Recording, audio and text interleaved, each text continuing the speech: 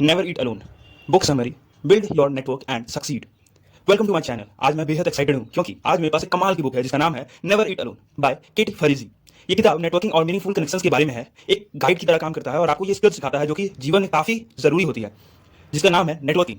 तो पेन और पेपर लेके बैठ जाइए और इसके की नोट्स नोट कीजिए।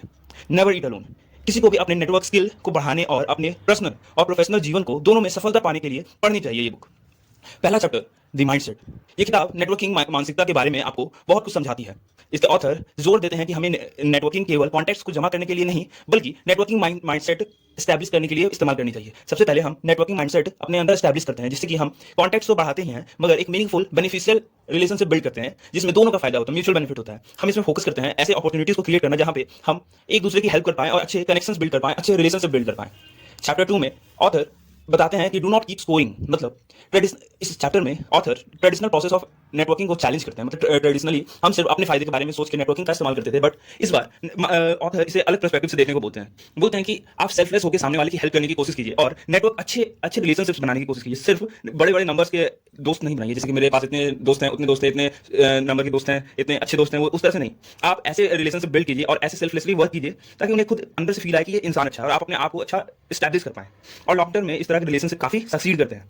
Chapter 3, connectors, hubs and salesman. Author 3 शब्दों को इंट्रोड्यूस करते हैं इस चैप्टर में, connectors, hubs and salesman. Connectors क्या होते हैं ये समझिए। ऐसे लोग जिनके पास काफी बड़ा नेटवर्क होता है, काफी लोग उन्हें जानते हैं और ऐसे लोग एक दूसरे को मिलाने में काफी खुश हो जाते हैं। दो लोगों को एक दूसरे से मिलाने में काफी पैशन उनका होता है इस तरह का काम करने में। दूसरे होते हैं हब्स। ऐसे पीपल काफी इन्फ्लुएंशियल होते हैं, काफी पावर गेन करते हैं किसी को भी इन्फ्लुएंस करने में, यानी कि कोई भी बड़े बड़े कॉन्टैक्ट्स इनके पास होते हैं। तीसरे होते हैं सेल्समैन। ये आइडियाज को या तो प्रोडक्ट्स को या तो सर्विसेज को बेचने में काफी एक्सपर्ट होते हैं।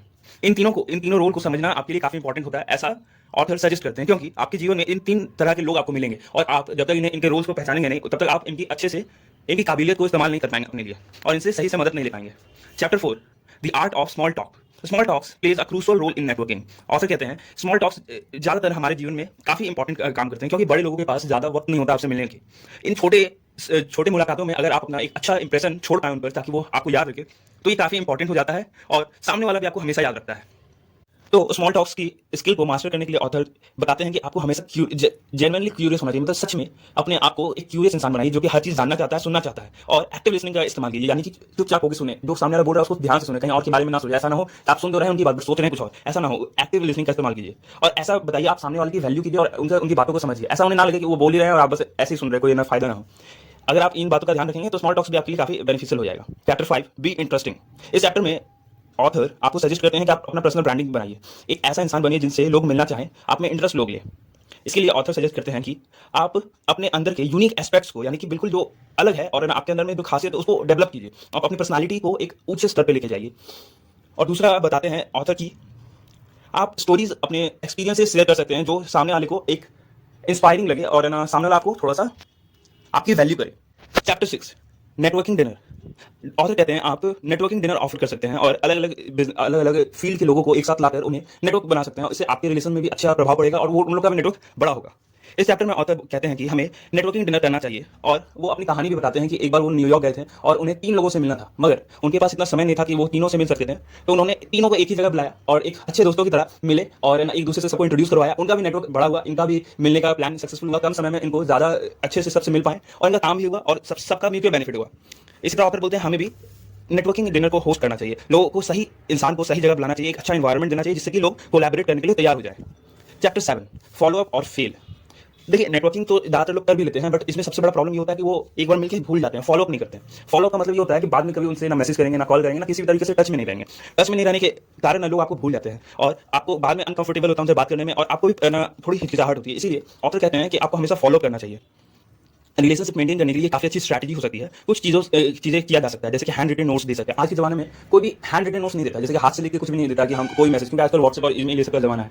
मगर आप हैंड रिटन नोट्स देंगे तो ये इमोशन का साइन होता है। दूसरा, ईमेल अपडेट्स कर सकते हैं या तो ओकेजनल मीटअप्स कर सकते हैं, मतलब कभी भी कहीं गए आप, जैसे कि मान लीजिए आप अपना घर से उस शहर में गए, बगल वाले शहर में गए तो वहाँ पे कुछ लोग हैं जिनको आप जानते हैं, उनको 1 घंटे के लिए बुला सकते हैं, मिल लेना अच्छा होता है। लगातार फॉलोअप्स करने से लॉन्ग टर्म रिलेशनशिप्स बनती है हमारी और काफी स्ट्रॉन्ग रिलेशनशिप्स बनती है। Chapter 8, the importance of mentors. देखिए ये चैप्टर सबसे अच्छा है क्योंकि देखिए हमारे जीवन में मेंटर्स का बहुत इंपॉर्टेंस होता है। हम चाहे जो भी करें, हमें गाइडेंस हमेशा चाहिए होती है। तो मेंटर्स का इंपॉर्टेंस हमारे जीवन में काफी होता है, सिर्फ प्रोफेशनल लाइफ में नहीं। प्रोफेशनल लाइफ को तो वो ग्रो करते हैं, पर्सनल लाइफ में भी काफी अच्छा सुझाव देते हैं अपने एक्सपीरियंस के द्वारा। तो ऑथर रीडर्स को समझाते हैं कि हमें ऐसे मेंटर्स का तलाश करना चाहिए जो हमेशा हमें इंकरेज करे और गाइडेंस और सपोर्ट देने के लिए हमेशा तैयार रहे। ऑथर बताते हैं कि हमें पोटेंशियल मेंटोर्स को ढूंढना चाहिए जो कि रिलेशनशिप मेंटेन करने के लिए तैयार हो, हमें सलाह देने को तैयार हो और हमेशा हमें प्रोत्साहित करे आगे बढ़ने के लिए और हमारा भला चाहे।